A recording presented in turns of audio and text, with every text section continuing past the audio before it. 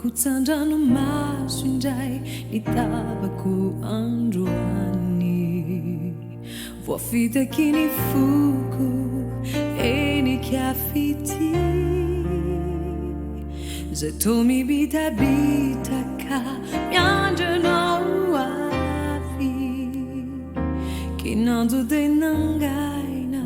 tsy naveridi ampamotoa fa mafisy mangity ny miambiny isanandro ny antonao zao avy ampamotoa fa tebiteby fona ny miandry ilay ty tsy amondy ny foto nindray anao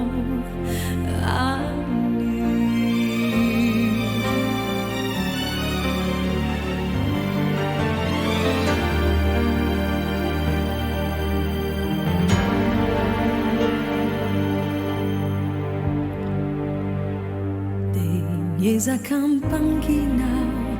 ampanginanao rifoko mitsoluko eny kiafity kanefa de miboika to tsy misy fetra ny emboka fity apololotranao ampamotoa fa mafisy mangity ny miambiny isanandro ny antonao teo avy ampamotoa fa tebiteby fona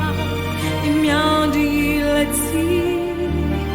tsy amondy ny foto mindray anao